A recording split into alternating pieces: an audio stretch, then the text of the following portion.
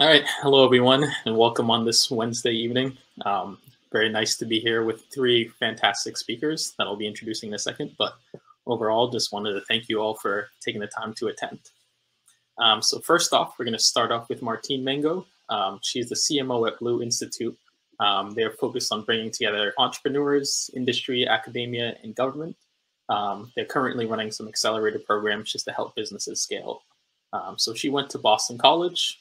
Last year, she gave a talk about alternatives to venture capital investing, and just has extensive background in digital marketing, strategic marketing, in a variety of industries, including government, banking, medical, and nonprofits.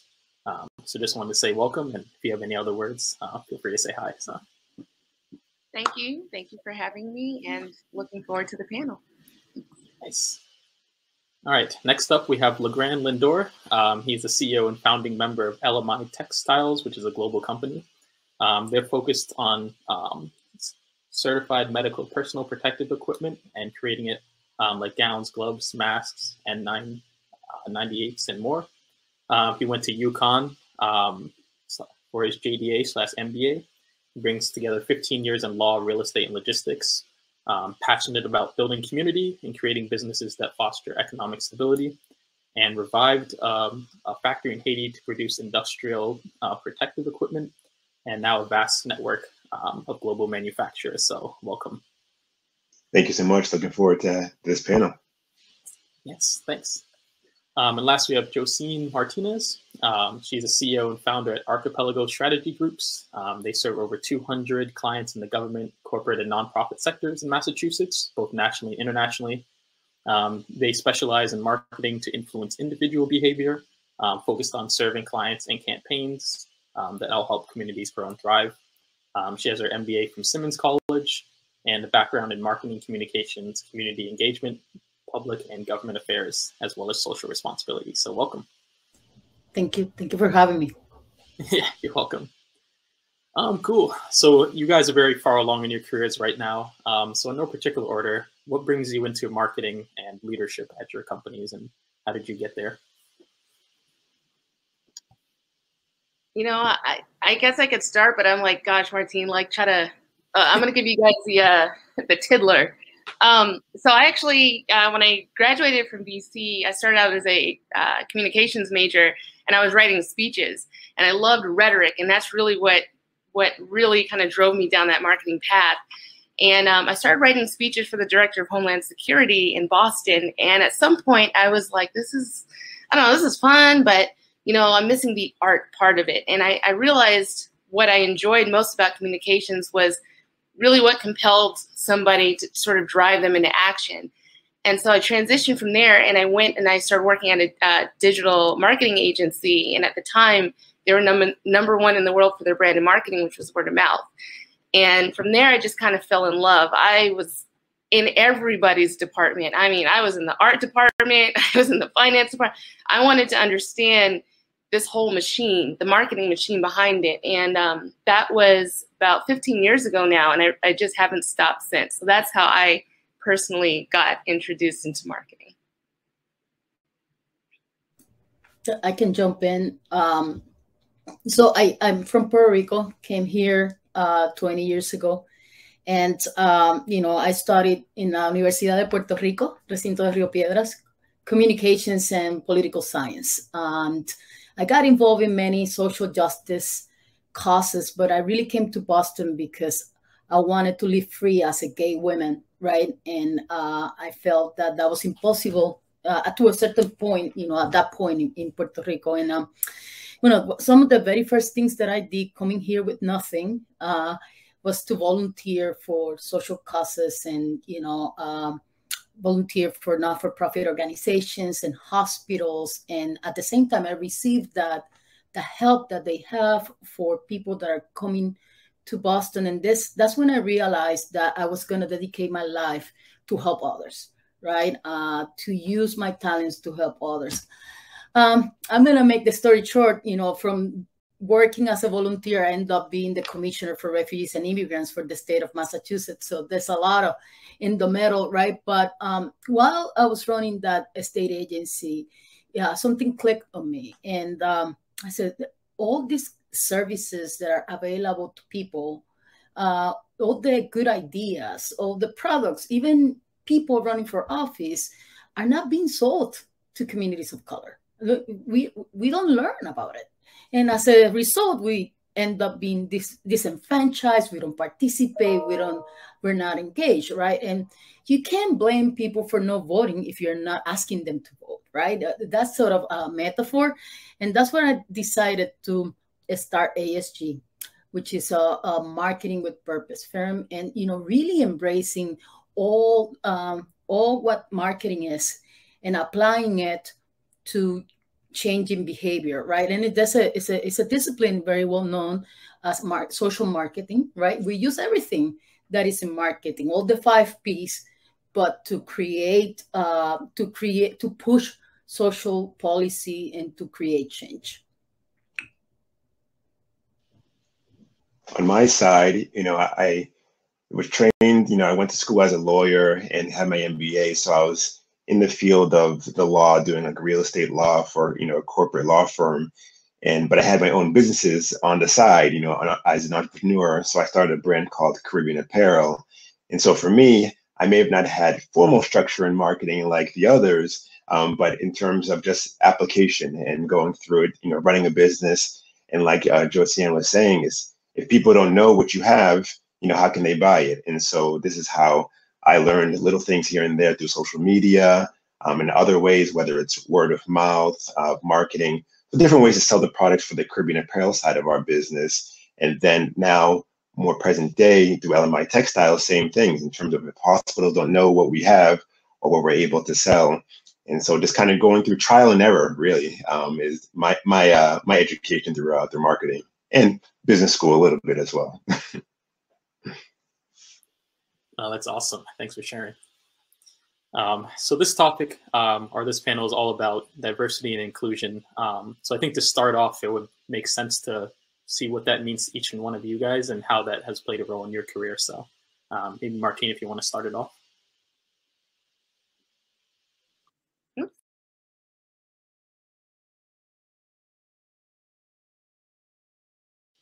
I think you're on mute, so. Martine, you're on mute. Thank you.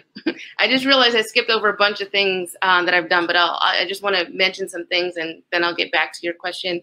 I've worked in government, I've worked in nonprofit, I've worked in banking, and all of them practice from the marketing department. We all practice PR. Usually the industries that I'm coming from, the PR person is within the marketing department.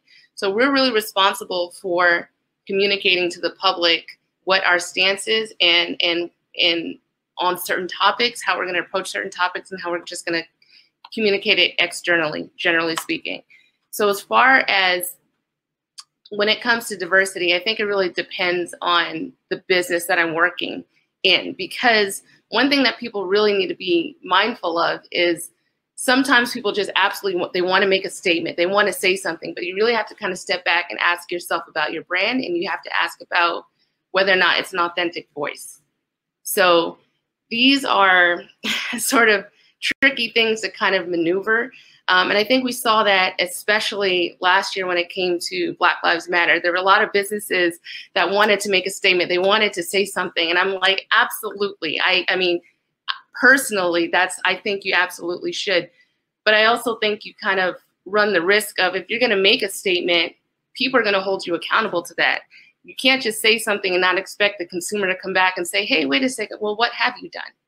So I think when it comes to diversity and inclusion, I think it's super duper important, because at the end of the day, we are in an industry of innovation, and innovation doesn't know any particular neighborhood. It's very important to have not just diversity of individuals, but a diversity of thought. Diversity runs, to me, is kind of the gamut when it comes to marketing, but we're in a creative space. So it's very, without, like, for lack of a better word, I think it's really difficult to be creative if you don't have diversity. So in my particular realm, it's extremely important. Yeah. And also your audiences. Sorry, there's so much I want to say about that, but I don't want to take up everyone's time. Okay. So to me, when you look at how successful our company has been, there's no other reason why it has been successful, but because we are unapologetic about partnering with companies of color, diverse communities. And, I would say 95% of my staff, and we're close to 50 now, are people of color, are diverse communities. And just like Martin said, the innovation is only possible when you have all those voices around the table, bringing their ideas from their own perspectives and backgrounds, and the beauty of it, in my case, is that we work with social problems, right? And so it's almost like, think about, we are all around the table. We put that social problem on top of the table, and then we start taking it apart from our own perspective and coming up with innovative ideas to tackle it. It can only happen when you have a diverse team. And, to us, it's crucial. It's part of our brand. It's part of our authenticity. It's part of my promise to give back to the community. I care a lot about bringing people like me, for example, women of color, right? I have a special place in my heart because when I came here from Puerto Rico, even though I have my undergrad, it was very difficult to find a job in my field. And so I want to provide that opportunity. To me, diversity and inclusion is about providing opportunities to help people grow and advance, right? And so if I have an opportunity to hire a company or hire a person, of course I am going to be unapologetic about bringing diverse people to my company, right? And it's also about who we are, right? People hire ASG because they need to communicate to hard-to-reach communities. And unfortunately, those hard-to-reach communities are oftentimes people of color, people with low income. So we can't, we don't believe in, oh yeah, let me get you this copy in English, translate it and communicate. No, we need to be authentic from the beginning. That starts by having creative mindset, think like our audiences. Following these two, I'm going to be echoing a lot of what they've said. So, but same thing in terms of, for diversity, equity, inclusion, having a seat at the table on a grander business side is having a seat at the table, being able to eat at that table, and maybe having a say at the menu as well. And meaning that on the business side, understanding that you're not going to win every deal, in my case, for our business, you're not going to win every deal, but being able to have a conversation with that person that may be the chef of the day to give information on how we can use their information that they may have for that next possible deal. That as we go after certain clients in our business, as we're going after hospitals, community health centers to get in there to sell them materials and supplies, each one has their own nuances, but you take all those different information you get from other clients or prospective clients to possibly win that next deal. And then in terms of marketing, like the two ladies said, in terms of that, it's really having diverse ideas and in various aspects, whether people having backgrounds in finance, marketing, business, law, health, and then also having different subsets of those different areas as well. So marketing and diversity and inclusion, it's such a big topic, but it's always great to talk about it, but also to be about it as well. So, that's just one of the things. And again, happy to be on this panel to hear about it more, especially from these two, because I'm not a marketing professional as they are. I'm just almost like an ad hoc professional in it.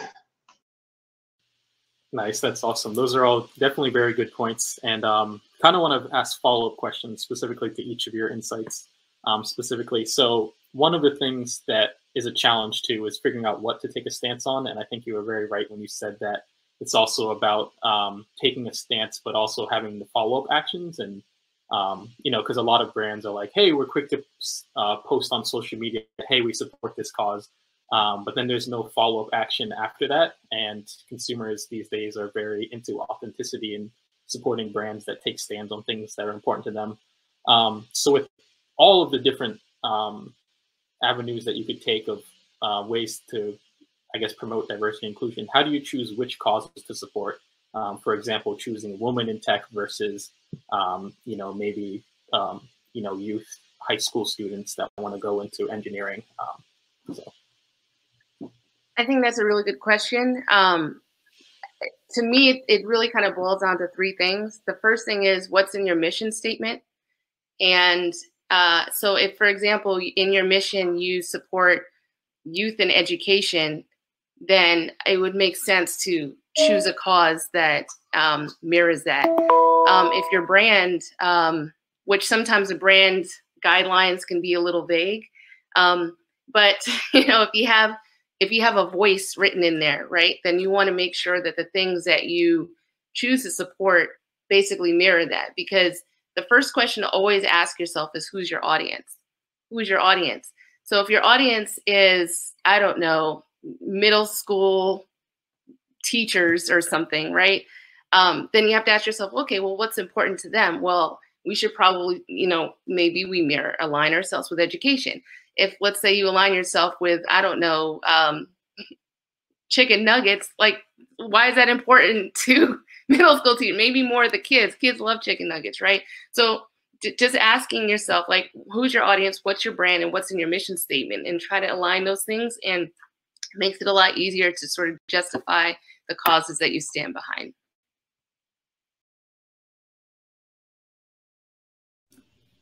Yeah, I agree with the mission statement. I would argue that you also want to look at your business strategy, right? The mission is your business strategy. But in looking at the segments that you want to work on, right? Like LeGrand and me have something in common. We operate within the healthcare industry, right? So if we operate within those segments, it would make sense for us to advocate for the elimination of inequalities in the healthcare system, or more access to diverse communities, and to pay more attention to social determinants of health, especially after this pandemic.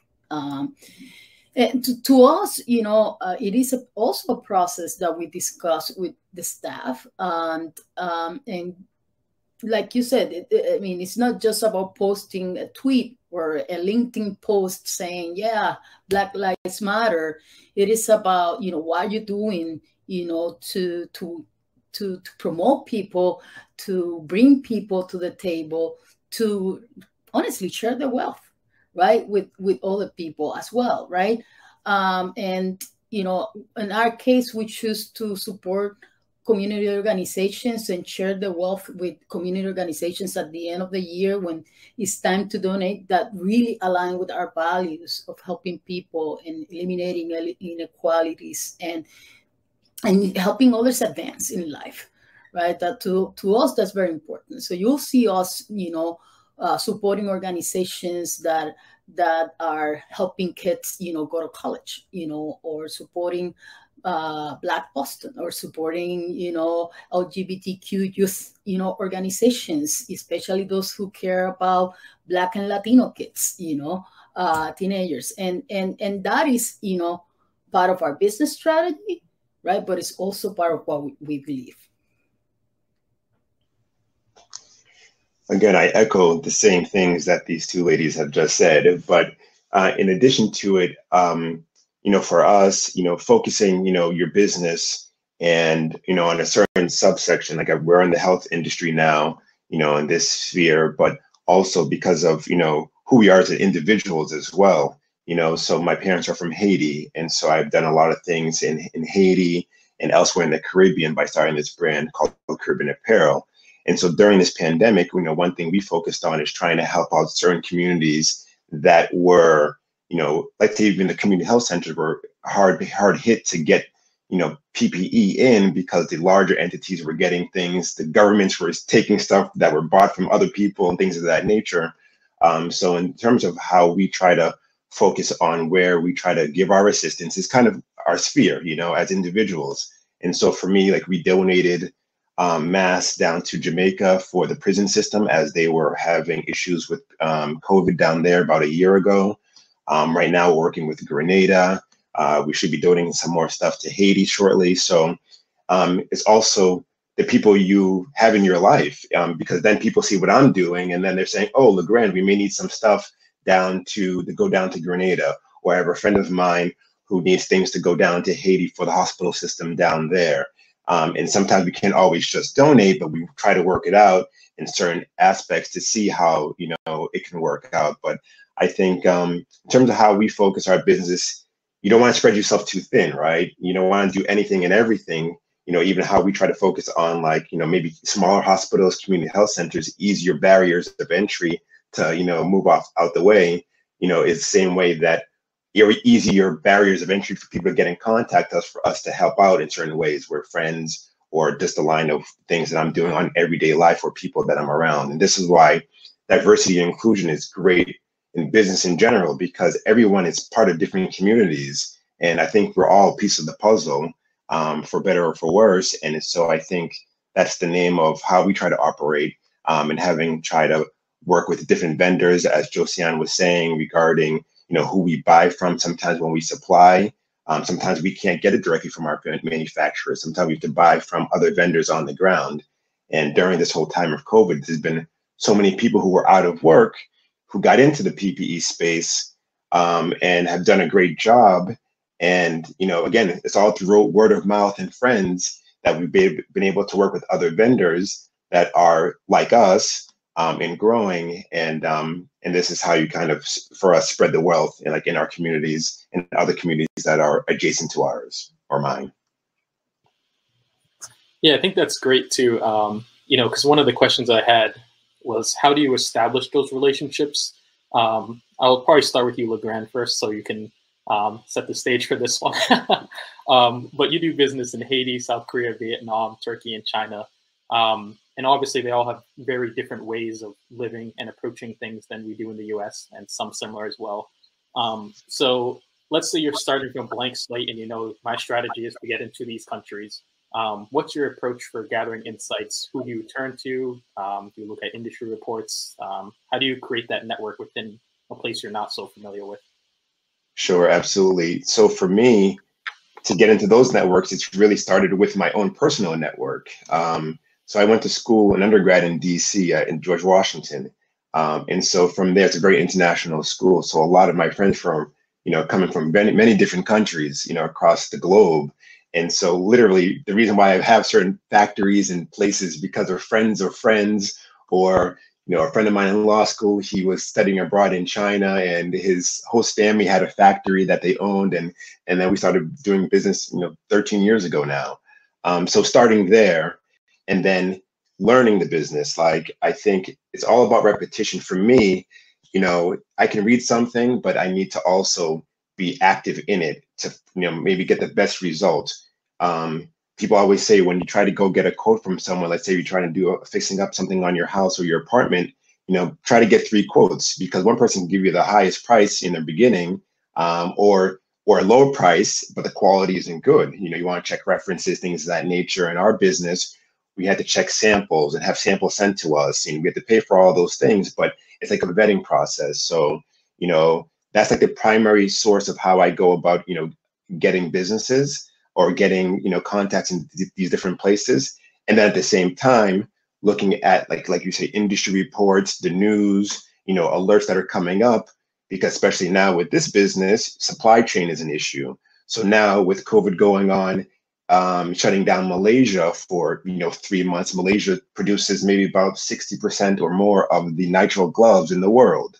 So now, okay, let me pivot from Malaysia and go talk to my friends over here in Vietnam that might have gloves, or in China or elsewhere in the Americas, and try to diversify in that way as well. So it's always, for us at least, not having just one place, but multiple places. So you have redundancies, so that a business continuity plan, right? And this is like an everyday thing. And this type of business right now is being able to, pivot, very quickly to get one thing from another, because especially in this business, hospitals in the Southeast, are running rampant right now with COVID, and, they're running out of supplies, and some of the larger suppliers aren't even able to get things in because they don't have enough, capacity. So this is where, companies like mine that are a little bit smaller, are able to, get our headway in and then create long-term relationships. So I think it's all about being personable and networking all the time as well.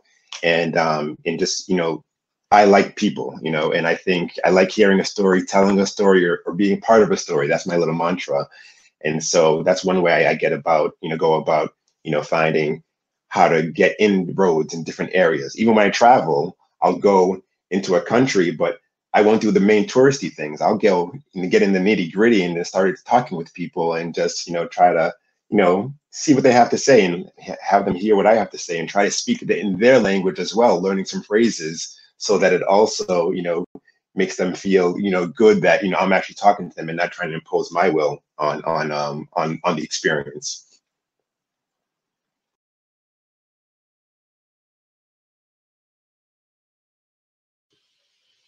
Awesome. Thank you so much for that. I don't know if any of you two have any take on that. Otherwise, I have other follow-up questions as well. So. I'm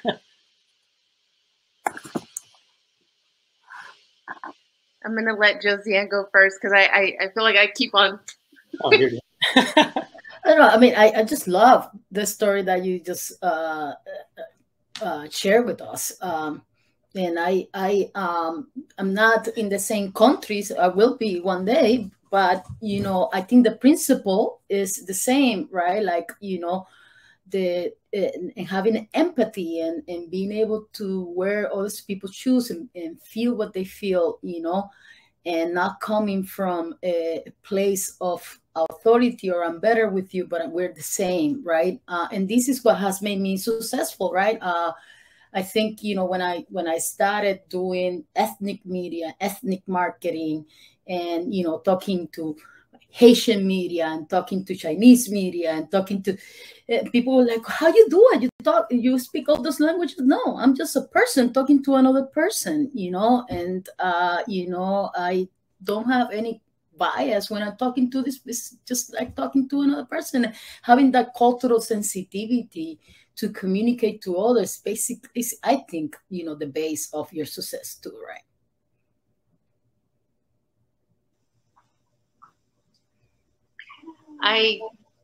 You know what? Everything you guys said, plus some. I grew up in the Air Force, so I lived my whole childhood. I don't have one place I grew up. I lived in different countries growing up. And that's just kind of, I'm not actually a Bostonian. I'm a transplant. Oh my gosh. But I totally agree. And I just realized something. I think all of us here speak another language. And the one thing I can say about like living in different places, parts of the country, in other countries as well, is that there's the whole human element. You might be from somewhere else. You might have a different way to say something, but at the end of the day, it's sort of the humanity that connects us. And I think so long as you always have that in mind, that it makes it a lot easier to communicate, because you're not, in our business, we build personas, we're looking at demographics. We're like, okay, how do we package this in a way that really kind of speaks to this person? But fundamentally, just exactly what Josiane and LeGrand were saying, it's really, it's that kind of human connection and empathy, and really just sort of, how do we, on a one-to-one sort of basis, like how do we connect in that way? And I think it's really important as well, especially in the age of social media and wanting to be, have an authentic voice, is to always remember your humanity. Yeah, this is definitely great insights. I guess one question that kind of stemmed from all of this is, let's take a stance like Black Lives Matter. For example, there's many people that want to make a statement, but of course people are like, hey, I want to take some time to research and educate myself on this before I put something out in public, especially. But then there can be the other realm of the spectrum where it's like, you just get lost in too much information and never actually make a statement because you don't want to sound wrong. So maybe you go down 100 blogs so you can kind of put everything together into a concise statement. So I guess for you guys, what is the level of education or insights that you do or research before you're willing to make a statement? Because at some point you have to, if you're going to take a stance on it. You don't want to sound uneducated, but you also don't want to procrastinate or never make a statement. So just curious on what that level looks like to you guys. I mean, in my case, I read the papers every day. I read everything in those papers, and I'm, paid a lot of attention of, issues that affect multicultural communities in Boston, and, especially around education, health, housing, transportation. I mean, you don't have to go that far, I mean, every day there are, articles in the newspapers and the news to talk about, how, this gap, this wealth gap is continue to grow, or achievement gap.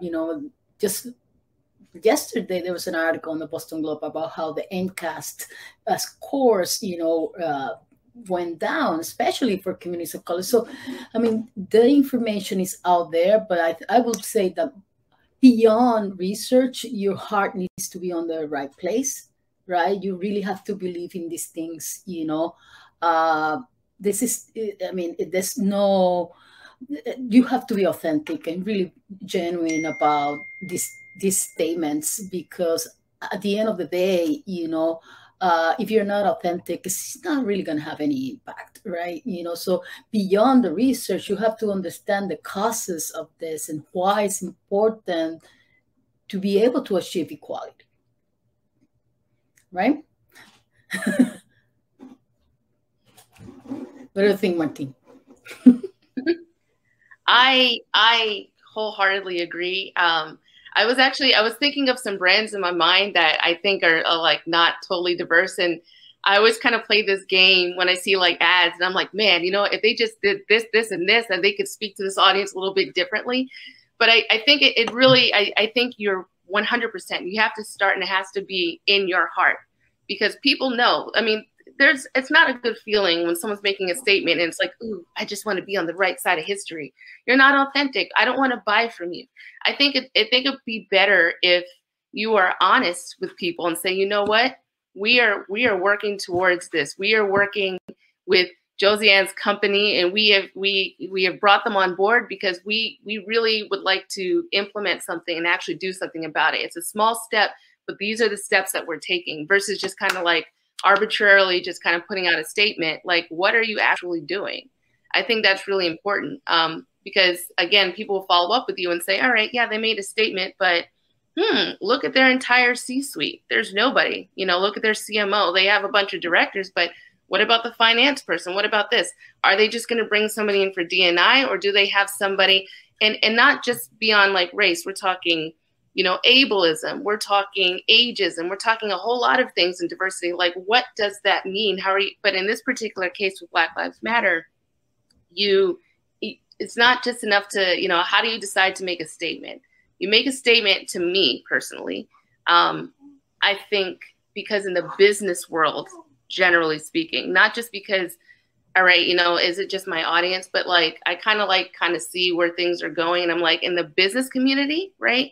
If you are not, I think if you don't sort of position yourself as a dynamic business, right? And that also includes like, these are the changes that we're doing. This is how we're going to improve.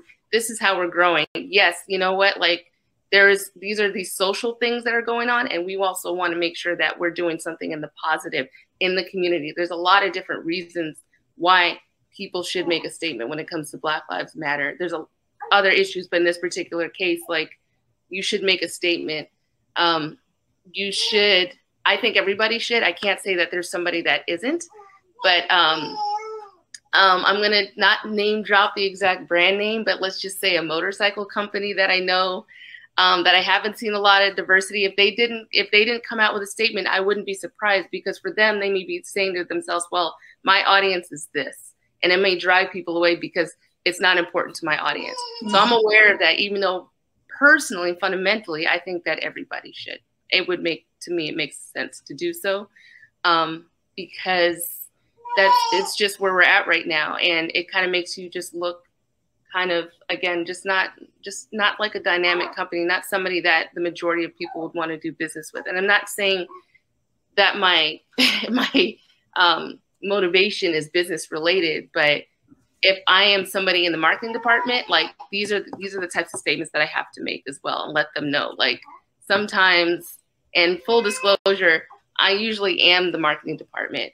Almost every business like that I worked with, they'll say, "Oh, go talk to the marketing department," and it's just Martine. Like people don't realize I am the marketing department. But yeah, these are just things that, you know, as you mentioned before, Josiane, like as part of your overall business strategy, like these are things that you should implement and have sort of conversations internally about, okay, if this happens, how are we going to approach this? How are we going to forecast? If you have somebody that comes forward and says, you know what, I am offended by that. Okay, well, how are you going to respond to that? Are you ready? Hey, I am not, you know, what are you guys doing in the community? How are you going to respond to that? So it was a whole around the world just to say, excuse me, that's my daughter, to say I think that everybody should make a statement when it comes to Black Lives Matter. Yeah, I mean, the other thing is like nowadays, right? Like you could fly with that one 20 years, maybe 30 years, 40 years ago, right? You know, say a statement. But nowadays, the consumer is going to go and look up your staff and look up your board of directors and see how genuine you are, right? Like a statement is great to put a statement. I think everybody should do it, you know, but behind the statement, that's got to be a strategy, right? It just can't be because of, you know, I want to be on the right side of the history, and that's okay too. But behind that, what's the strategy, right? Because people are just going to go and find out.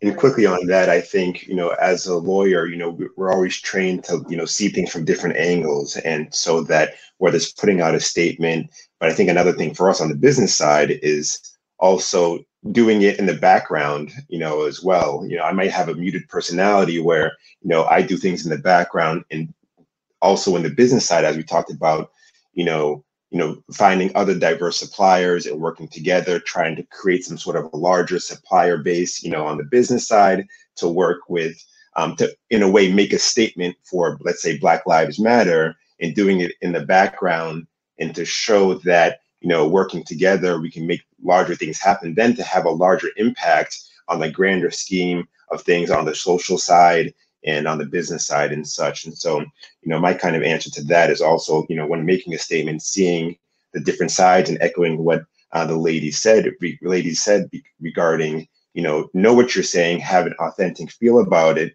and then also be ready to retort back when people are responding to you, possibly in a negative way, so that, you know, you stand firm on your point, and, you know, have a real solid base foundation about that statement as well.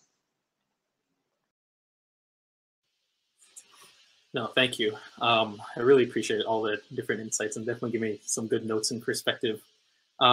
So Martine, I kind of want to ask a little bit based on your statement.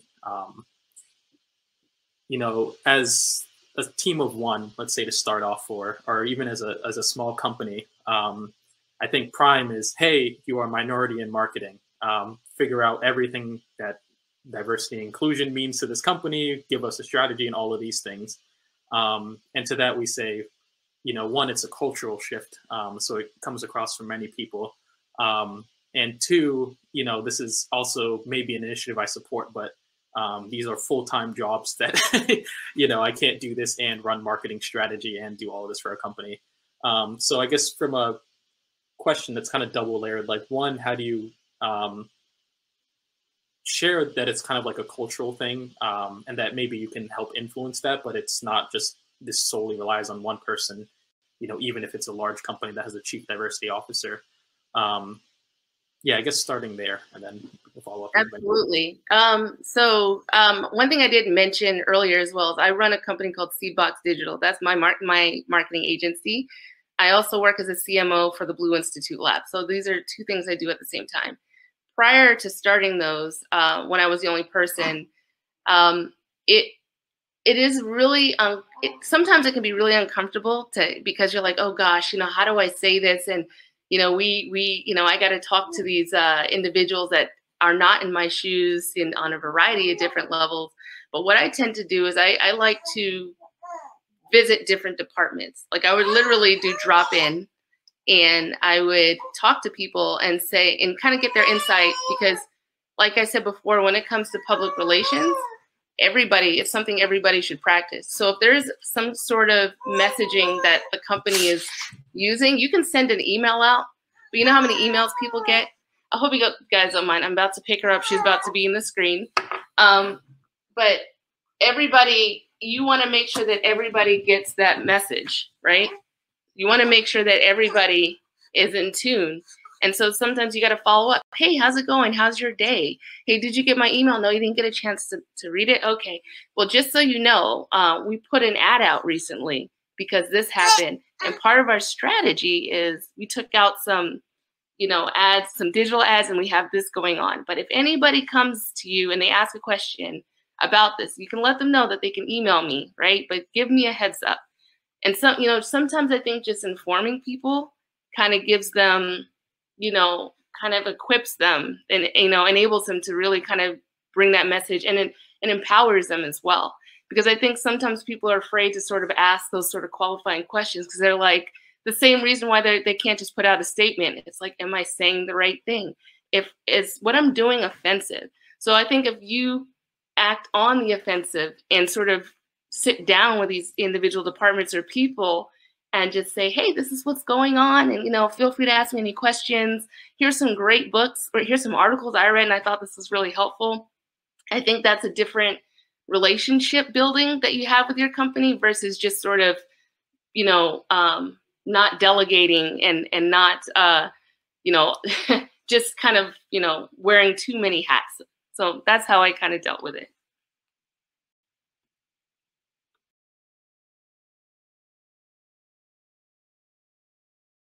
I mean, I have been in that position multiple times, and,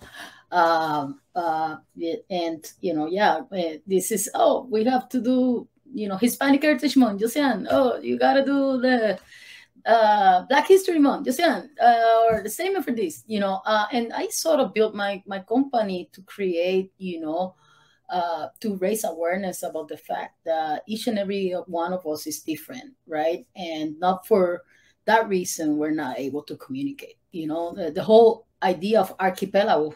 When I started this company and named it Archipelago, I had people come to me and said, I don't speak Spanish, I'm sorry, I can't pronounce it. It's a word in English, right? And it means, different islands coming together, right? And LeGrand, you and I come from an archipelago, right? And so the whole idea of and then later on, I changed it to ASG because I was so tired of hearing people coming to me, telling me that they couldn't pronounce that because they thought that because I'm Hispanic, that the word was in Spanish. But the whole idea was that, to create awareness about the fact that not because I'm Latina, you can't communicate with me and you can't understand. And the beauty of it is that it's almost like we all are a different island, right? But we're connected, right? We're human. It's going back to LeGrand's, point on how he communicates with different people. What Martin said, we're human, right? And as long as we can drive that, at the end of the day, we're all going to die. At the end of the day, we're going to suffer. We're going to need healthcare. At the end of the day, we're all going to need education, and, without being too religious, we all are humans. And I try to communicate that not only with the work that I do, but also with my actions, right?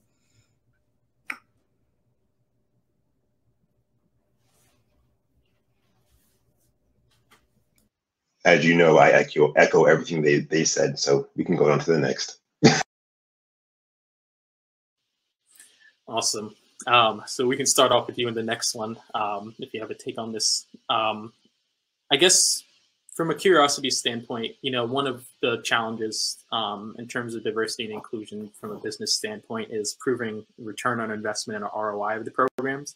I know at the end of the day, we're all businesses, but from a marketing standpoint, we have what's directly attributed to marketing as closed won new business, and then we have less stuff that can't be attributed but has impact. So some stuff we can easily measure, some stuff we can't. So I guess from your standpoints, how do you, especially as you bring it up, now you guys are in leadership roles, so you understand inherently, but how do you, I guess, share the value of diversity and inclusion from an ROI standpoint, and also from a more human-to-human standpoint as well, because that is just as important? Yeah, great question. I think in terms of, marketing and diversity and inclusion, seeing the return on an investment, like you said, it's not maybe easily to calculate or to get it, but, just for me, it's like a feeling, and seeing how the business is doing and how people are talking about you and hearing how maybe you have assisted or your team has assisted in different ways. And in terms of like marketing for us, as we try to hit different segments of, like I said, community health centers versus large hospitals or, nursing homes, it's seeing those different avenues when we're doing email blasts and seeing where the clicks are coming from and what points of the email blast, which part are they clicking on. And that's one way to kind of determine the ROI on it all. But for me, I think it's trying to help out those entities that maybe don't have the large funding as well. In fact, what we try to do is give as much as we can closeness in pricing for the large entities who buy, millions of units at a time versus the, smaller entity that might buy, 400 or 1,000 units of masks. And then maybe not pitting them against each other in terms of return on investment, but looking at it as its own siloed aspect versus other entities in that same kind of sphere, because sometimes things just aren't apples to apples. And in terms of, if you want to, for us, at least diversify our business and make ourselves actually feel good, as we try to do these things, there's a personal benefit too. We enjoy, the endorphins start flowing in the head when I'm actually doing well for other people as well. It makes me feel good. It's like selfish as well, right? So, but that's how I think it's a way that we try to look at it. Maybe not try to pit them against each other in terms of return on investment or calculating a certain way, but getting a broader range in terms of how we, look at it. To me, again, because we're so diverse, I just look at my bottom line. That's a return on investment, right? We're a healthy, profitable, good balance sheet. That's diversity at work, right? Simple, right? It is about, it's not about checking a box, right? And it's, to me, that's very important, because I'm not here to meet any requirements. I am really unapologetic about hiring. If I am going to partner with someone to do a job, Martin, I'm going to get you your number because we'll partner. Grant, we're going to partner too. Unapologetic about doing business with other business of color or diverse communities, right? Or hiring people. It is about authentic engagement, growth potential within the organization, and really, really valuing what each of your employees and vendors brings to the table.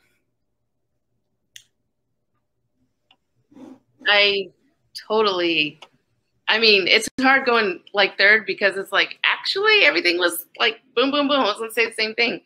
I think, when it comes to return on investment as well, like for a lot of, I think it really just depends. If you're a one-person marketing team, that there's, it's just one of those things that I think you should implement, practice. It's just a good business practice as a whole.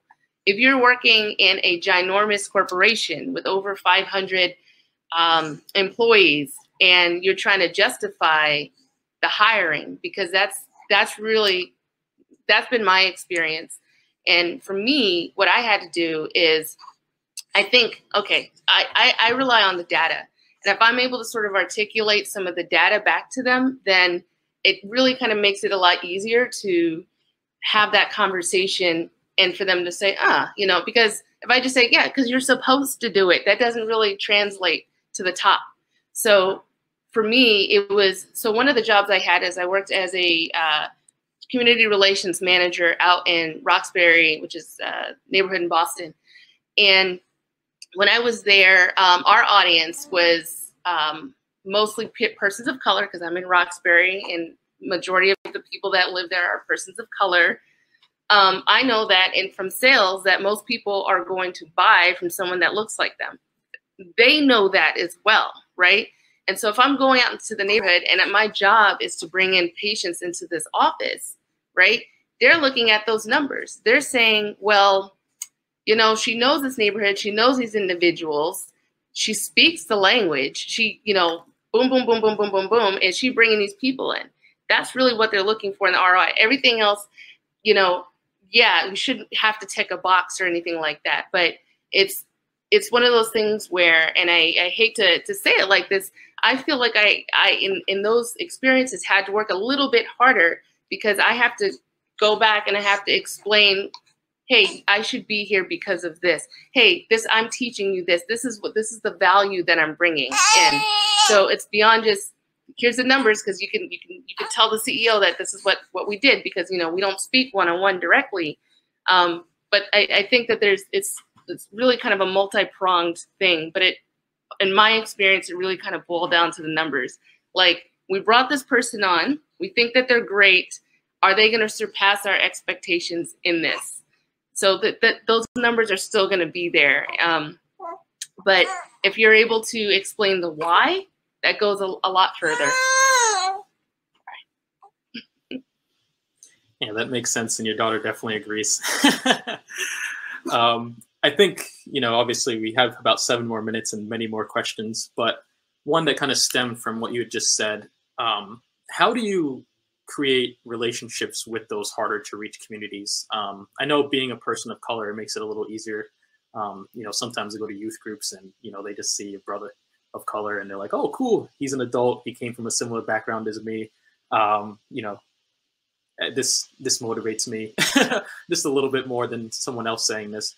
And I know there's a lot of community ambassadors and stuff that definitely help. So maybe that's part of the answer, but I'm just curious how you guys approach reaching those harder to reach communities, or maybe just underserved in general by business. I mean, I think, you know, in our case, that's the work that we do. You know, we rely on research, right? And we do our homework to understand our audience very well, right? Depending on, you know, the kind of initiative that we want to promote. I believe in transcreating, not translating, right? You know, I see many brands that create campaigns and then all of a sudden cannot be translated into multiple languages because they didn't think from the beginning that they should be created in the language, right? And I believe in community engagement, and the part of the services that we provide, besides providing, you know, research and advertising, public relations, and media buys, we have we employ people from the communities that we are trying to promote initiatives, right? Like, and that's what we call our boots on the ground, right? And you know, these are people from the same communities that we're trying to promote initiatives that go in there to educate folks, right? And to knock on the doors. We also have our own data department, and we bring that data back, and that further informs our campaigns and how people feel, and, you know, what are some of those perceived barriers to engage in certain initiatives. But listening and understanding is a huge part of it.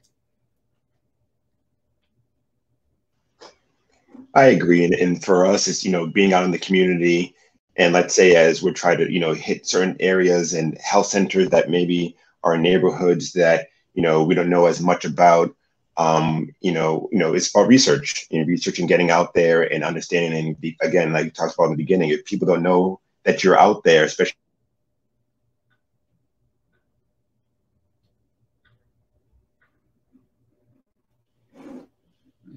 Yeah, I think you went out for a few seconds. Oh, I can jump in just real quick. So when it comes to reaching out to underserved communities, I think you guys made some really great points. You know, over here, and they need this or that and the other. You know, things like that. You know, generally might come up, but it's just about, you know, for me, being open and being engaged with people in general. Yeah, and Martine, I know you had some extra thoughts if you want to follow up as well. Oh yeah, just definitely ask questions, ask, get to know people, like have that one-on-one interaction, because it can go so far. In me working with some underserved communities, some things I learned were barriers to transportation. So now when I'm talking to people, I say, hey, you know what I found? You can get a free ride from here to here. I realize that there are people that are, you know, don't have the same level of literacy. And so now I'm like, when I'm creating things, I need to make sure that things are represented pictorially just as much as they are represented in the literal sense as well. So, you know, really understand those barriers and helping for people to overcome them with some certain communities, I think goes a long way. And, you know, it really kind of helps also establish trust with you and really just kind of getting a conversation going with somebody. Yeah. So.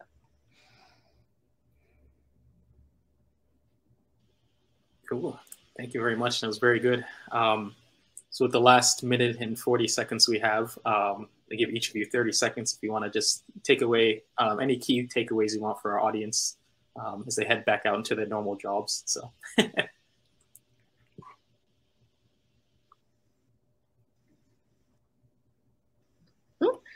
Just a key takeaway. Don't be afraid to ask questions. Don't be afraid to be a leader. Everybody's learning at the same time. And marketing has a now time signature. So things that were cool like 2 years ago have already changed. So don't be afraid to be humble and be open to new information.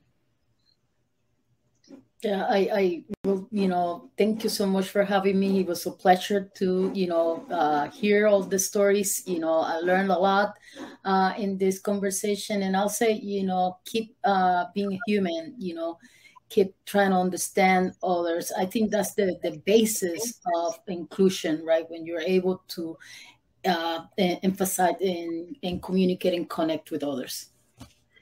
For me, I'll say the same thing in terms of, you know, being genuine and authentic. And one of the things I always say in my mind all the time is you fail 100% of the time you don't try. So in trial and error through marketing, through business, all things you do in life, you know, keep working at it. It doesn't happen overnight. And so just perseverance, really. Thank you guys all for your thoughts. That's awesome. Great work. Thank you. Thank you. Yeah, thank you. Hani, you might be on mute. We can't hear you. At least I can. It's ended now, right? We're off the. I'm not sure. The counter is off, so I don't know. Oh. We're still on the stage. Yeah, and I can see a little bit. Can you guys hear me now? Yes. Yes. Yeah. Oh, we're off. Right, awesome. So we're still on the stage. To go off, you just hit switch. Oh no, that's on fine. the bottom right hand corner. But yeah, thank you so much for such a wonderful panel, for sharing your insights. To all the attendees that are still here, we have, as I mentioned at the top, a bunch of amazing panels throughout the week. So feel free to head to the agenda tab to check out what's coming up next. Thank you, everyone. Thank you. Yeah, thank you.